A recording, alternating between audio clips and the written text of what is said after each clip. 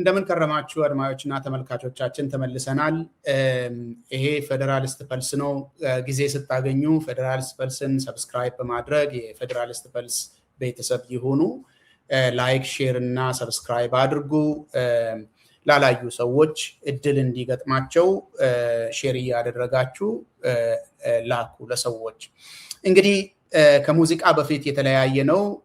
አሜሪካ በአዲስ መልክ ተከስታለች የሚል ነገር ይዘን ነው የተለያየ ነው እና አሜሪካ ከዚህ በፊት ሁላችንም እንደምናውቀው በተለይ ከሁለተኛው ዓለም ጦርነት ጊዜ ጀምሮ በዚህ አካባቢ ከፍተኛ የሆነ ፕሬዘንስ ነው ያላት። ትንሽ የማይባል ጫና ነው ያላት። በተለይ መንግስታትን በመደገፍ አማጺዎችንም በመደገፍ መንግስታትን በመለወጥ በልማት ጉዳይም ላይ በውትድርና ጉዳዮችም ላይ ሰፋ ያለ ታሪክ አላት እዚህ አካባቢ ላይ በአፍሪካ ቀንድና በቀይ ባህር አካባቢ ማለት ነው። አሁን ግን ያለው ሁኔታ አሜሪካን በተመለከተ አዲስ ነገር ተፈጥሯል። ሰሞኑን አሜሪካ በግልጽ እንደተናገረችው ከኤርትራ ጋር ግንኙነቴን ማደስ ፈልጋለሁ ብላለች። ከኤርትራ ጋር ግንኙነቴን ማደስ ፈልጋለሁ ነው ያለችው። ይሄንን የዎል ስትሪት ጆርናል ወሬ ሄዳችሁ ማየት ትችላላችሁ። ዎል ስትሪት ጆርናል ነው ያወጣው። አሜሪካ ከኤርትራ ጋር ያላትን ግንኙነት ማደስ ትፈልጋለች። አሁን እሱን ነው እንድናይ የፈለግኩት በሆነ ያክል ጥልቀት። እንግዲህ አሜሪካ ከዚህ በፊት ኤርትራ ላይ የተለያዩ ማዕቀቦችን ጥላ ነው ስትንቀሳቀስ የነበረው። በቀይ ባህር አካባቢ ያላትንም ግንኙነት በተመለከተ ኤርትራ ይሄን ያክል አስፈላጊነት አላት ብላ አላሰበችም ነበረ። በተለይ ባለፉት 30 ዓመታት የነበረው ሁኔታ ይሄ ነው። በኤርትራ ውስጥ የነበሩ የመብት ጥሰቶችን በመቃወም የተለያየ ሳንክሽን ወይ ደግሞ ማዕቀብ እየጣለች ነው የከረመችው። ከዛም በኋላ ባለፉት ጥቂት ዓመታት የኤርትራን በትግራይ ውስጥ ኤርትራ ያሳየችውን ተሳትፎ በተመለከተም አዳዲስ ማዕቀቦችን ጥላለች አሜሪካ። አሁን ግን ይሄንን ወደ ጎን በማለት ያለኝን ግንኙነት ማደስ እፈልጋለሁ ነው ያለችው። ከኤርትራ ጋር ያለኝን ግንኙነት ማደስ እፈልጋለሁ ነው። እንግዲህ እፈልጋለሁ ብቻ ሳይሆን ሁለቱ መንግስታት ምክክር ጀምረዋል ነው ሁኔታው። ምክክር ጀምረዋል። ምን ለማድረግ? በመካከላቸው ያለውን ውጥረት ለማለዘብ ብሎም ይሄ የማዕቀብ ላይ የተመሰረተ ግንኙነትንም ለማሻሻል ንግግር ጀምረናል የሚል ነው። ንግግር ጀምረናል ነው የሚለው። አሁን እንግዲህ ምን አዲስ ነገር ተፈጠረ ነው? 30 ዓመት የከረመ ግንኙነት በዚህ መልኩ የሚለወጠው በምን ምክንያት ነው? ምንድን ነው የተፈጠረው ነው? አሁን እንግዲህ ይሄንን ነገር በትኩረት ማየት የሚያስፈልገን አሜሪካ ይሄንን እያረኩ ነው ስላለች ብቻ ሳይሆን ቅድም ያነሳውላችሁ በአካባቢው ያሉ በሁለት ጎራ የተከፈለ የ2 ዓመት ፍትጊያ እና ውድድር ስላለ ነው። ከዛ ጋር አዛምደን መመልከት ስላለብን ነው ይሄንን የማነሳው። ምን ተፈጠረ? 3 ነገሮችን ማየት እንችላለን። አንደኛው በመካከለኛው ምስራቅ የተፈጠረ የጦርነት አደጋ ነው። አሜሪካ ከኢራን ጋር ግልጽ የሆነ ጦርነት ውስጥ ገብታ ጦርነቱ እስከዛሬ አልተቋጨም። ጦርነቱ ግን ዝም ብሎ ጦርነት ሳይሆን የባህር ላይ እንቅስቃሴ ላይ ገደብ የጣለ አይነት ጦርነት ነው። ስለዚህ ኢራን በበኩሏ አሜሪካና የአሜሪካ ወዳጆች ላይ ገደብ ጥላለች። ሆርሙዝ ሰርጥ አካባቢ ወይ ደግሞ የባህር ወሽመጥ አካባቢ አሜሪካ ደግሞ ኢራን የምታስገባውንና የምታስወጣውን እቃዎች ለመገደብ እንቅስቃሴ አድርጋለሁ ብላ ወታደሮቿን አሰማርታለች። በዚህ መሃል በተለይ የነዳጅ ግብይት ችግር ውስጥ እንደገባ ሁላችሁም የምታውቁት ነገር ነው። ባለፈው ሳምንት የአሜሪካ መንግስት እንደገለጸው በኢራን ላይ የሚወስዳቸውን እርምጃዎች በሆርሙዝ ሰርጥ ወይ ደግሞ በሆርሙዝ የባህር ወሽመጥ ሳይገድብ ወደ ዓለም አቀፍ ይሄ ግሎባል ወደሚባል ደረጃ አሸጋግር ያለው ነው የሚለው። ምን ማለት ነው? የኢራን መርከቦች ዕቃ ጫኝ መርከቦች ባሉበት አካባቢ ሁሉ አጠቃለው ነው ያለው ነገር ይሄ ነው እንደምታስታውሱት። በዚህ ኮንቴክስት ውስጥ እንግዲህ አሜሪካ ባለፉት 2 ዓመታት በተለይ ቀይ ባህር አካባቢ ሌላ ፈተና ገጥሟት ነበረ። የሁቲዎች እንቅስቃሴ ሁቲዎችን ከሳውዲ አረቢያ ጋር ተባብራ አልፎ አልፎ የሚመቻት ጊዜ እየመታች ነበረ። አሁን ግን የኢራን ችግር ተጨምሮ የቀይ ባህር አካባቢን ሁኔታ እንደዚሁ እያየች መቀጠል አትችልም። አሜሪካ እዚህ አካባቢ ጠላቶች ካሉ ወይ ደግሞ ወደ ጦርነት ሳይካሄድ ወደ ጉድኝት መለወጥ የሚቻል ግንኙነት ካለ ያንን ለማየት ነው ማለት ነው።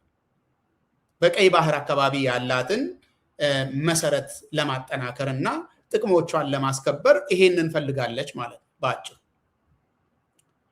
ከዚህ ጋር በተያያዘ እንግዲህ ሁለተኛው ጉዳይ ምን ተፈጠረ የሚባለው የኤርትራ የጂኦ ፖለቲካ አስፈላጊነት ነው። አሁን ኤርትራ ትንሽ ናት፣ አቅም የላትም ይላል ብልጽግና። ምንም ነገር አታመጣም፣ ደህይታለች፣ ወጣቶች አልቀዋል ነው የሚለው። ይሄ ከብልጽግና ሰፈር የምትሰሙት አይነት ክስ ነው። የዓለም ሀያል አገር የሆነው አሜሪካ ግን በጣም ታስፈልግኛለሽ እያለ፣ ምክንያቱ ደግሞ ኤርትራ የምትገኝበት የጂኦ ፖለቲካ አካባቢ ነው።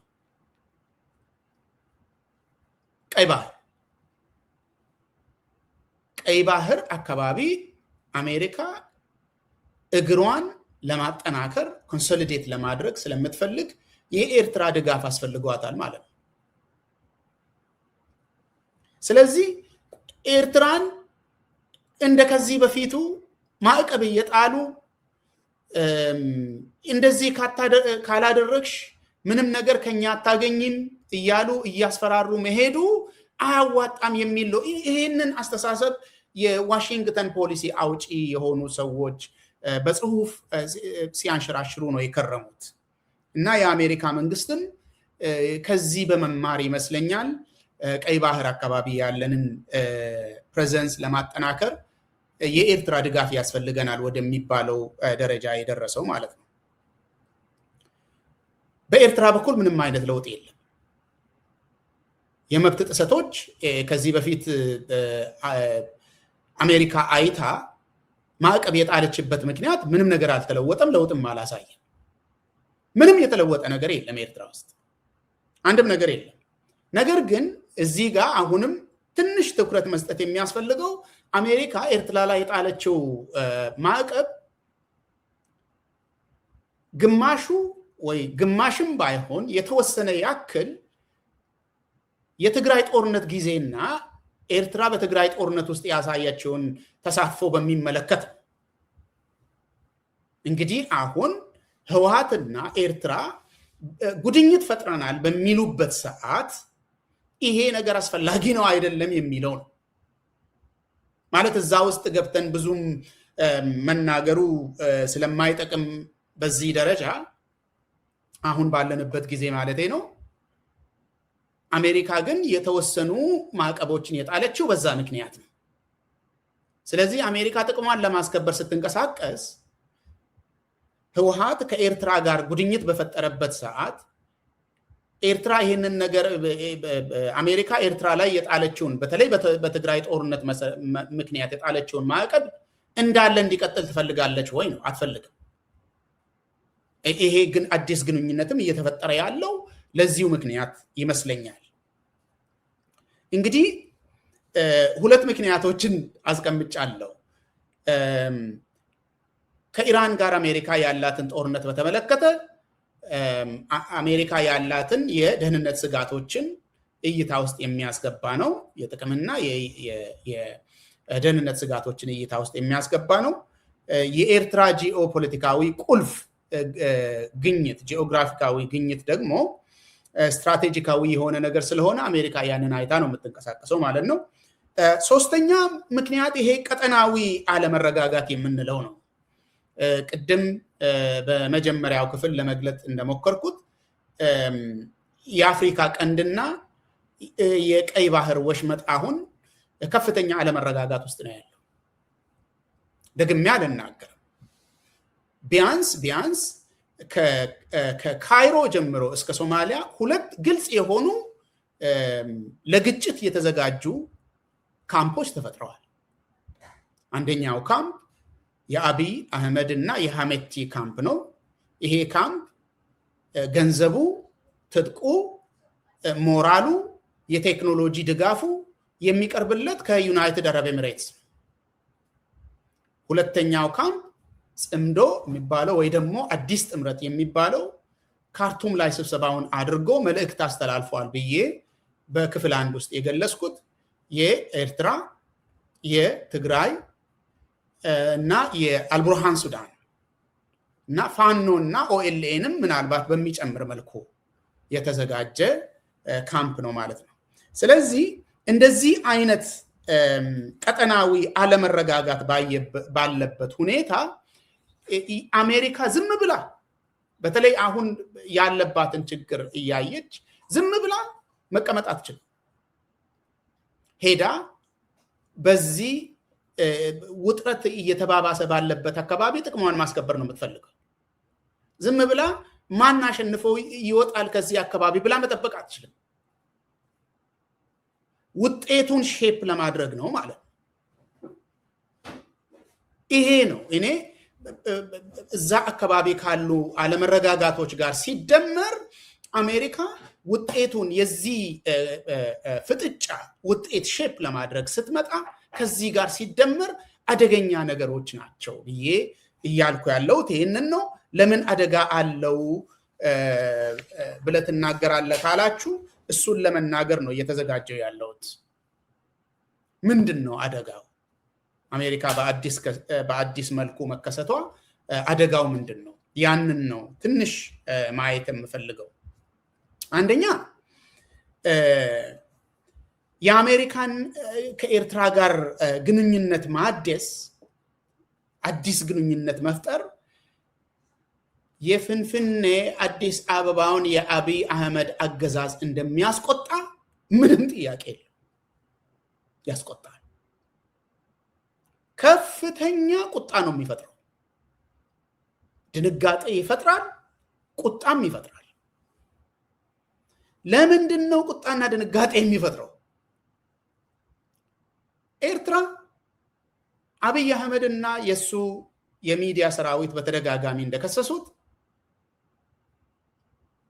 እኔን በትጥቅ እየታገሉ ያሉ ኃይሎችን የምታሰለጥንና የምትደግፍ ናት የሚል። የቀይ ባህር ጉዳይ አቢይ መለፈፍ ከጀመረ ይሄው 2 ዓመት ሞላው። ቀይ ባህር ማግኘት አለብኝ፣ በር ማግኘት አለብኝ ከዚህ በማለት ነገር ግን አቢይ አህመድ ራሱን ችሎ በራሱ ቆሞ አይደለም። ዩናይትድ አረብ ኤሚሬት ደግሞ ከጀርባ አለች። በግልጽ ሀብት እያቀረበች፣ ትጥቅ እያቀረበች፣ ገንዘብ ነዳጅ እያቀረበች፣ እሱ ደግሞ ለነ ሐሜቲ በቤኒሻንጉል ጉሙዝ ውስጥ ካምፕ እየከፈተ እንደዚህ አይነት ጉድኝት ላይ ነው ያሉት። አሁን ይሄኛው ነገር የቱ ጋር ደርሶ ምስቅልቅል እንደሚፈጥር ለማየት መጀመሪያ እስኪ የአሜሪካ መምጣት ያለው ትርጉም ምንድን ነው የሚለውን በወፍ በረር እንመልከት። አሜሪካ መታ አሁን ያለው አለመረጋጋት ላይ፣ አሁን ያለው ውጥንቅጥ ላይ አሜሪካ መጣ መጨመሯና ፍላጎቷን ለማስከበር እንቅስቃሴ መጀመሯ ነገሮች እንደዚሁ እንዳሉ እንዲቀጥሉ አይፈቅድም። ጉልበት ያላት ሀገር ናት፣ ሀብት ያላት ሀገር ናት። ስለዚህ ነገሮችን የመለወጥ አቅም ይኖራታል። ስለዚህ ያለው አሰላለፍ ይበልጥ ሊወሳሰብ ይችላል። ነገር ግን አሜሪካ ጥቅሟን ለማስከበር ኤርትራ ካለችበት ካምፕ ጋር በመተባበር መንቀሳቀሷ የሚቀር ነገር አይደል። ኤርትራ ምን አይነት ካምፕ ፈጥራ እየተንቀሳቀሰች እንደሆነ ይሄው ካርቱም ላይ በወጣው መግለጫ ነግራቸዋለሁ። ነገር ግን ይሄ የተሰባሰበው ጽምዶ ወይ ደግሞ ጥምረት አሜሪካ እንኳን ተደራጃችሁ እወዳችኋለሁ ምናምን ብላ የምትቀጥልም አይመስለኝም። ምክንያቱም ለሷ በሚመች መልኩ ነው የምትንቀሳቀሰው። በሌላ ቋንቋ ይሄ ካምፕ ሲደመር ሲቀነስ የሚል ነገር ሊገጥመው ይችላል። አንድ እርምጃ ወደፊት ወስደን ካየን ሊፈረካከስም ይችላል። አሜሪካ ይሄንን ቡድን እንዳለ መጠቀም ነው የሚጠቅመኝ ካለች ደግሞ በጣም ጠንካራ ኃይል ሆኖ የአካባቢውን ነገር ዶሚኔት ወደ ማድረግ ነገር ሊሸጋገርም ይችላል። ግን አሜሪካ ከዚህ በፊት ካላት ልምድ ከሷ ቁጥጥር ውጪ የተፈጠሩ ግንኙነቶችን ካለ በቂ መረጃና ማስረጃ ተደግፋ የምትቀጥል አይመስልም። ሁለተኛው ነገር የዩናይትድ አረብ ኤሚሬትስ ነገር ነው። ቅድም ያነሳሁት ዩናይትድ አረብ ኤሚሬትስ የአሜሪካ ሽርካ ናት። በተለይ የነዳጅና ሌሎች ሀብት ግብይትን በተመለከተ የአሜሪካ ሽርካ ናት። የአሜሪካ ስቶክ ማርኬት ውስጥ ከፍተኛ ኢንቨስትመንት አላት። ስለዚህ አሜሪካ ፍላጎቷን ከዩናይትድ አረብ ኤሚሬት በተቃራኒ ለማስከበር የአፍሪካ ቀንድና ወይ ደግሞ ሰሜን ምስራቅ አፍሪካ አካባቢ ቀይ ባህርን በተመለከተ አሜሪካ ስትንቀሳቀስ ዩናይትድ አረብ ኤሚሬት አንቺን በራስሽ በኩል ቀጥ የሚል ነገር የሚፈጠር አይመስለኝም። ወይ ኔጎሽየት አድርገው አንድ ነገር ላይ ይስማማሉ፣ ወይ ደግሞ አሜሪካ ዩናይትድ አረብ ኤሚሬትስን ጫና አድርጋ አቋሟን ልታስቀይር ትችላለች። ይሄ በግምት አይደለም ምለው። አሜሪካ ዩናይትድ አረብ ኤሚሬትን ጫና አድርጋ አቋም ልታስቀይር ትችላለች ምለው በግምት አይደለም። የትግራይ ጦርነት ጊዜ የታየ ነገርና ጦርነቱ ላይም የኃይል ሚዛን ለውጥ ያስከተለ ጉዳይ ነው። የባይደን አስተዳደር የነበረ ጊዜ ለአብይ አህመድ የምታቀርቢውን ድሮንና ተተኳሽን አቁሚ ተብላ ጫና ተፈጥሮ በእርግጥም እሷ የምትፈልገው ጥቅም በሌላ በኩል ተከብሮላት አቁማ ነበር። በዛን ጊዜ ድሮኑ የተቀነሰ ጊዜ የትግራይ ኃይሎች ከፍተኛ የበላይነት እያገኙ የመጡበት ጊዜ እንደነበረ የሚታወቅ ነው። ከዛ በኋላ አሜሪካ ያለውን ሁኔታ አይታ ፓርትሊም ደንግጣ ዩናይትድ አረብ ኤሚሬትን በእንግዲህ አሁን ማቀበል ትችያለሽ ስትል ዩናይትድ አረብ ኤሚሬት ለአብይ አህመድ ድሮን እንደገና ማቀበል፣ ተተኳሾችን እንደገና ማቀበል ስትጀምር እንደገና የጦርነቱ ሚዛን ተለውጧል። ስለዚህ ከዚህ ልምድ ነው የምንናገረው እንጂ በግምት አይደለም። ስለዚህ አሜሪካ ዩናይትድ አረብ ኤሚሬት በኢትዮጵያ በቀይ ባህር ሁኔታ ላይ በባህረ ሰላጤ አካባቢ የምታደርጋቸውን እንቅስቃሴዎች ላይ ለውጥ ልታመጣ ትችላለች። አሁን እችን ያዙልኝና ዩናይትድ አረብ ኤሚሬት ላይ ተደግፎ እየኖረ ያለው ስርዓት ምንድነው እድሉ ብላችሁ ጠይቁ። እንግዲህ ምንድነው የሚሆነው እድሉ? ይሄ ሶስተኛ ነገር ነው። ዩናይትድ አረብ ኤሚሬት አቋሟን ከለወጠች ማለት ሐሚቲንና አብይን መደገፍ አቁም ያለው ብላ አቋሟን ከለወጠች ወሳኝ የሆነ ለውጥ ነው የሚኖረው። አንደኛ እነ ሐሚቲ ካለምንም ጥርጥር በአጭር ጊዜ ውስጥ ይሸነፋል። የነሱ ምንም ጥያቄ የለው። ምክንያቱም አገራዊ የሆነ ብዙ መሰረት የላቸውም። የነ ሐሚቲ እንቅስቃሴ በገንዘብ ኃይል ነው።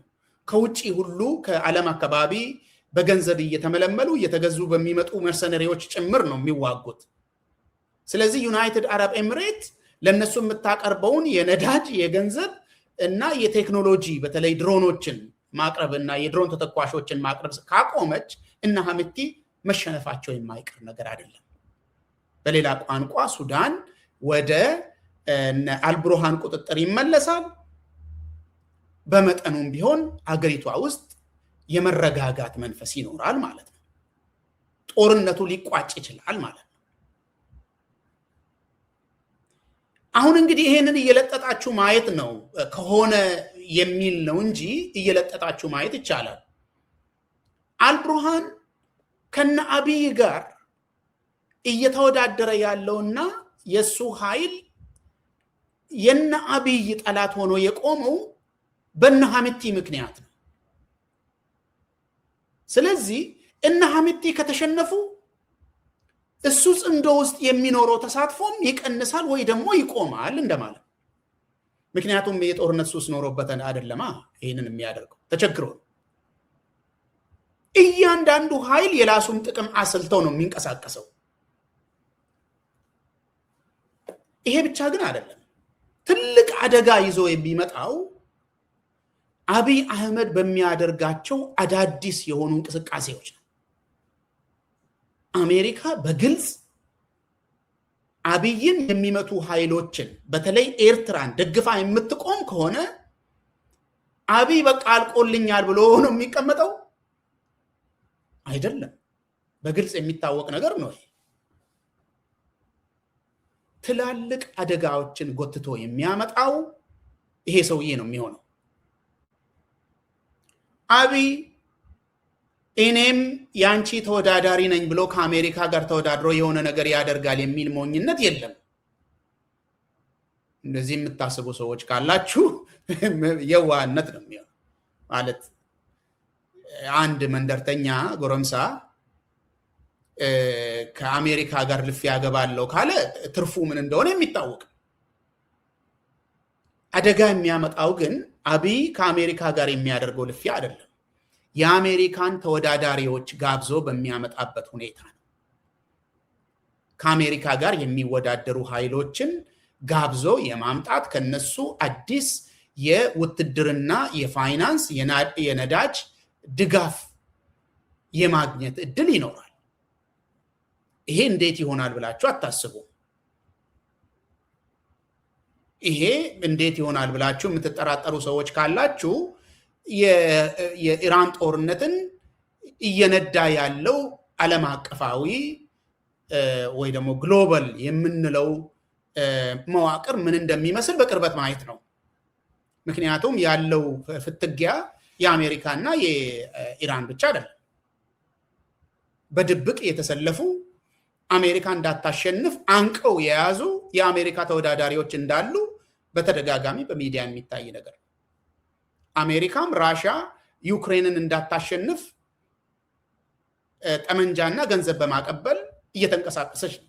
ስለዚህ እነ ራሽያ እና እነ ቻይና እዚህ ተጋብዘው መጥተው ችግር አይፈጥሩም ብላችሁ አታስቡ።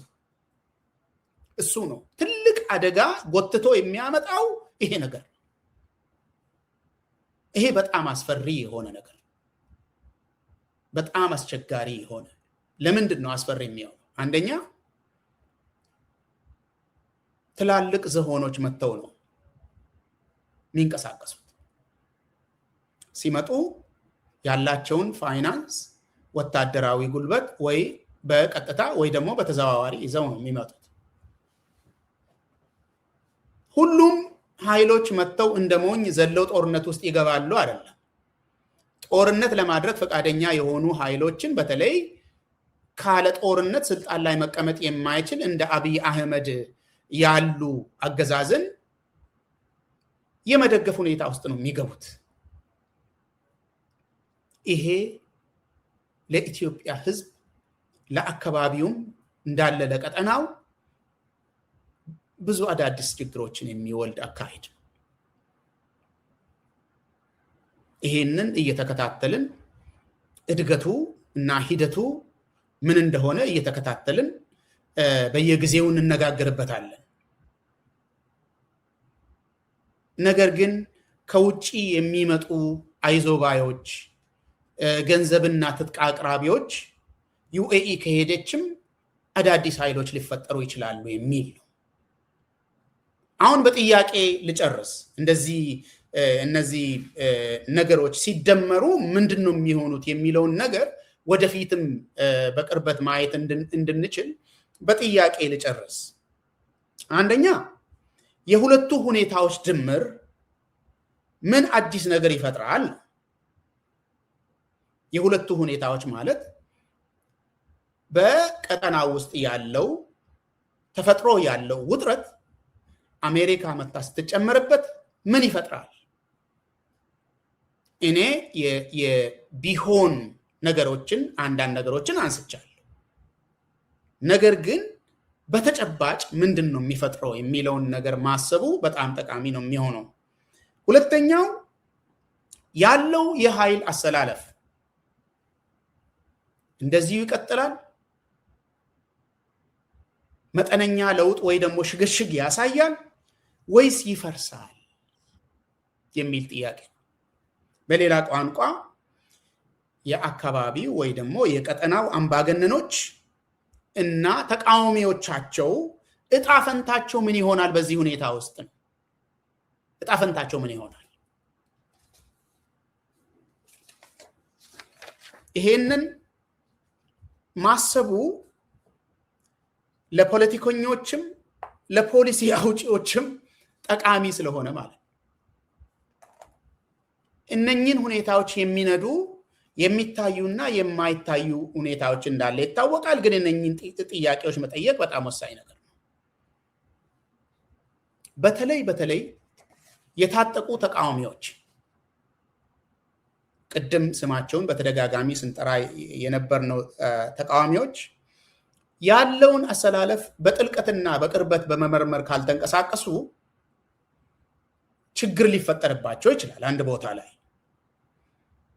ምክንያቱም ያለውን አሰላለፍ ማለት አሜሪካ መታለች ብዬ ያለውን ነገር በቢሆን መልክ አንስቻለሁ።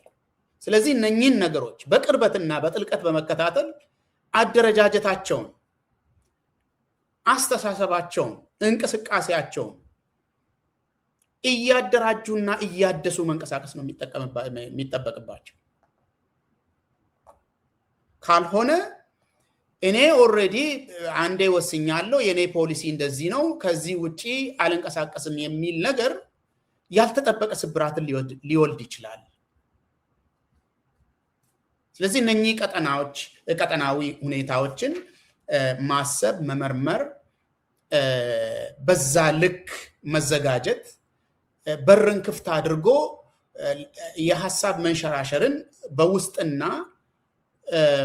በውስጥ ማለት እያንዳንዱ ኃይል ውስጥ እና እያንዳንዱ ኃይል መካከል ያለውን ግንኙነት ሼፕ በሚያደርግበት መልኩ ማዘጋጀት ጥሩ ነው።